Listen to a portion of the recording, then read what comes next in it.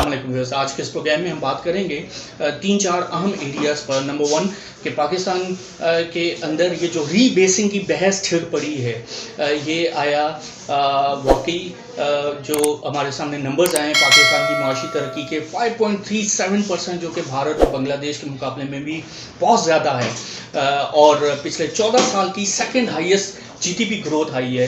तो यह क्या ये जो ग्रोथ के जो नंबर्स हैं ये हकीकत पर मबनी है या ये सिर्फ रीबेसिंग की वजह से ही हमारे सामने ये नंबर्स जो हैं वो 3.94 से बढ़कर 5.37% हो गए। सबसे पहले हम इस पर बात करेंगे और फिर हम ये भी बात करेंगे कि आया ये जो रीबेसिंग है, ये रीबेसिंग के कुछ फ़ायदे भी किसी भी मईशत को मिलते हैं या नहीं, और वो फ़ायदे क्या हैं, हम उसके वाले से हम बात करेंगे। और तीसरा ये कि जो माशी तरक्की 5.37% तो होगी, एक आम आदमी इस 22 करोड़ के मुल्क के अंदर एक आम आदमी की जो ग्रोथ है, उसकी जो इनकम है, उसमें भी क्या इजाफा हुआ है या नहीं। क्विकली व्यूअर्स हम बात करते चलें। सबसे पहले जो बेस ईयर है पाकिस्तान का, इससे पहले वो 2005-2006 था और कांस्टेंट प्राइस की बुनियाद पर आप इवैल्यूएशन कर रहे होते हैं। 2005 की जो प्राइसेस है उसे कांस्टेंट रख कर हम आगे आने वाले सालों की ग्रोथ का अंदाज़ा कर रहे थे। अगर फॉर इंस्टेंस अगर कांस्टेंट प्राइस हमने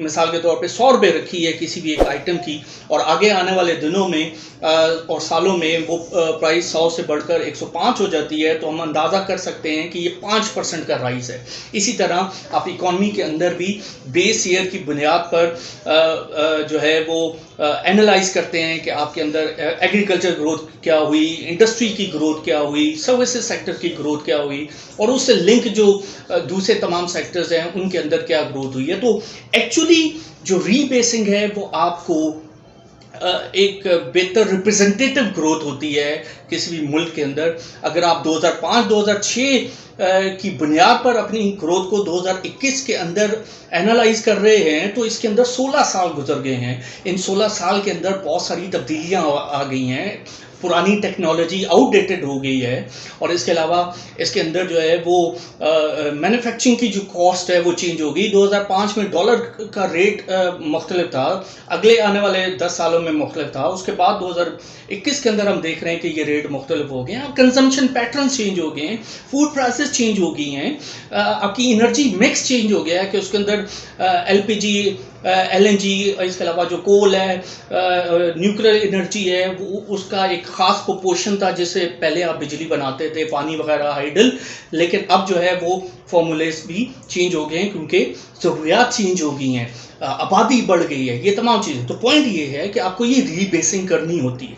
इस रीबेसिंग की बुनियाद पर पाकिस्तान की जो तरक्की है वो 5.37% हुई है, और इसके क्या फ़वायद हैं उस पर भी मैं बात करता चलूँ। सबसे पहले आप स्क्रीन पर देख सकते हैं पाकिस्तान की जो माशी तरक्की हुई वो 5.37% पर हुई है। तो अगर 2005-2006 को एज बेस ईयर हम लें तो ये तरक्की है 5.37%। पाकिस्तान के जो इकोनॉमिक साइज़ है वो अराउंड 27.4 ट्रिलियन था 2015-16 के बेस ईयर में, और अब वो बढ़कर 30.5 ट्रिलियन तक हो चुका है। तो यानी हम 11.3% से हमारी इकॉनमी का जो साइज़ है वो अंडरस्टेटेड था। तो यानी अब आपने अपना बेस ईयर चेंज करके अब बेहतर तौर पर एक रिप्रेजेंटेटिव ग्रोथ हमारे सामने आ गई है। तो 5.57% की ग्रोथ होगी अगर हम 2015-16 के बेस ईयर पे जाएंगे। तो यानी बेस ईयर अगर आप 2005-2006 लेते हैं तो ये 5.37% ग्रोथ है। तो ये 5.5% की ग्रोथ एक बहुत ज़बरदस्त ग्रोथ है और एक बहुत खुशाइन बात है। और अगर हम कंपेयर करते हैं इंडिया के साथ, हम कंपेयर करते हैं बांग्लादेश के साथ, तो इंडिया की जो इकोनॉमिक ग्रोथ है वो 7.3% नेगेटिव हुई कोविड की वजह से। उसके अलावा दूसरे जो ऑयल प्राइस के शॉक्स आए, तो भारत की जो ग्रोथ है वो तहस नहस होगी।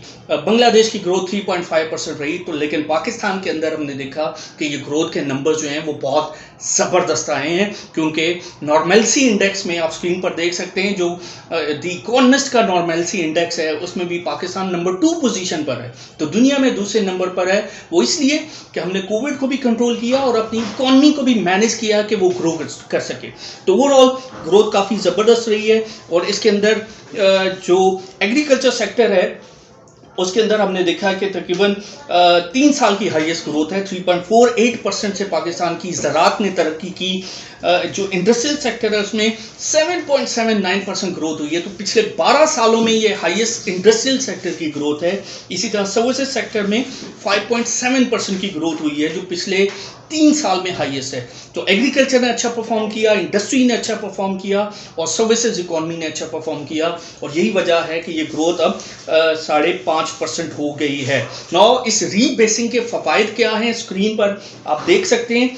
रीबेसिंग के जो फ़वाइद हैं, नंबर 1 ये कि रीबेसिंग से आपको ज़्यादा रिप्रेजेंटेटिव ग्रोथ नज़र आती है। ये सही तौर पर अक्कासी करती है कि आपके सिस्टम के अंदर आपकी वेल्थ क्या है, आपको वेल्थ का बेहतर तौर पर अंदाज़ा होता है। इसके अलावा ये आपको अपनी इकॉनमी के अंदर ये भी बताती है कि आपके जो स्ट्रक्चरल चेंजेस हैं वो करने से आपके सिस्टम में क्या रिफ्लेक्शन आ रही है। मिसाल के तौर पे लार्ज स्केल मैन्युफैक्चरिंग है, आप पहले 112 आइटम जो है उसकी बेसिस पर लार्ज स्केल मैन्युफैक्चरिंग की जो ग्रोथ है वो कैलकुलेट कर रहे होते थे, यानी पाकिस्तान में जो बड़ी सनतें हैं उसकी ग्रोथ को आप कैलकुलेट करते थे 112 आइटम्स की बुनियाद पर, जिसका कोई 70.3% वेटेज था। वो वेट भी बढ़ गया क्योंकि आपने 11 नए आइटम ऐड किए। कौन से आइटम ऐड किए? आपके पास टॉवेल नहीं थे, टॉवेल को आपने इंक्लूड ही नहीं किया हुआ था। गारमेंट्स इतनी बड़ी सनत है, उसको हमने इंक्लूड नहीं किया हुआ था। इसी तरह मिनरल्स हैं, पेस्टिसाइड्स हैं, बेकरी की प्रोडक्ट्स हैं, चॉकलेट्स हैं, शुगर कन्फेक्शनरीज हैं, इस तरह के बहुत सारे फर्नीचर है, बहुत सारे आइटम्स को हमने शामिल ही नहीं किया था। तो पॉइंट ये है कि ये रिप्रेजेंटेटिव ग्रोथ होती है। इसके अलावा जो साइकोलॉजिकल इम्पैक्ट है, फॉरेन इन्वेस्टर पर इसका बड़ा अच्छा साइकोलॉजिकल इम्पैक्ट पड़ता है कि जिस मुल्क के अंदर रीबेसिंग हुई है उसकी ग्रोथ अगर बढ़ी है तो यस, ये बड़ा पॉजिटिव है। स्टॉक मार्केट कैपिटलाइजेशन गिरेगी, ये पहले अगर हम स्टॉक मार्केट की कैपिटलाइजेशन की बात करें वो 7,700 अरब रुपए पर थी।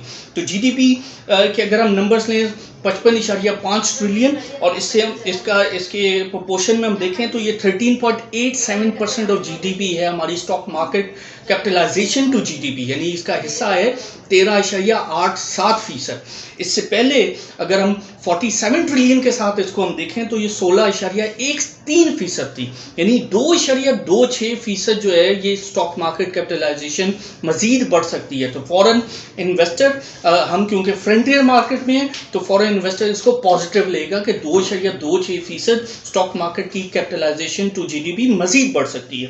तो ये एक और पॉजिटिव फैक्टर है। Public debt to GDP Pakistan का गिरा है, ये 83.5% पर था, अब ये 71.8% पर आ गया, तो इसमें खातिर खा कमी आई है। फिस्कल डेफिसिट 7.1% पर था, अब ये 6.1% पर आ गया। तो व्यूज कहने का मकसद ये है कि ये सिर्फ नंबर्स का हेर फेर नहीं है, इसके अंदर आपकी रियल इकोनॉमिक ग्रोथ है, इसके अंदर आपकी एग्रीकल्चर की ग्रोथ है, इंडस्ट्रियल की ग्रोथ है, सर्विसेज सेक्टर की ग्रोथ है, और ये जो आपके इकोनॉमिक इंडिकेटर्स हैं ये रिफ्लेक्ट कर रहे हैं, और ये ब्रीथिंग स्पेस भी देता है पाकिस्तान के फिस्कल मैनेजर्स को, इकोनॉमी को कि वो मजीद बेहतर तौर पर इकदाम कर सके। पाकिस्तान मजीद डेट ले सकता है, पाकिस्तान मजीद जो है वो फिस्कल मेजर्स ले सकता है अपनी इकोनॉमी को सहारा देने के लिए, मुख्तलिफ सब्सिडीज दे सकता है, क्योंकि ऑयल प्राइसेस बहुत ज़्यादा बढ़ गई हैं। एक आम आदमी को सुकून फराहम करने के लिए एनर्जी के अंदर मजीद सब्सिडीज दे सकता है। तो ये तमाम फ़वाइद हमने आपके साथ शेयर किए। क्विकली आखिर में ये तो हो गई माशी तरक्की नेशनल लेवल पर। एक आम आदमी की तरक्की क्या हुई है? एक आम आदमी की तरक्की ये हुई है कि 2017-18 में हमारा पर कैपिटल था पहले $1652, अब 3 साल बाद हमारा पर कैपिटल $1666 हो गया है। तो और हमारे जीडीपी का साइज $346 बिलियन तक पहुंच गया है। तो एक आम आदमी के पर कैपिटा में भी पिछले 3 साल से मुसलसल इजाफा हुआ है, और इससे पहले हम देख रहे थे ये कोई $1500 पर था पर कैपिटा एक आम आदमी का, और इसमें अब बहुत ज़बरदस्त इजाफा हुआ है। रुपी टर्म में मैं आपको बता दूं पर कैपिटा इनकम 2,66,614 रुपये है एक आम आदमी की इनकम पाकिस्तान में, और इससे पहले ये काफ़ी कम थी।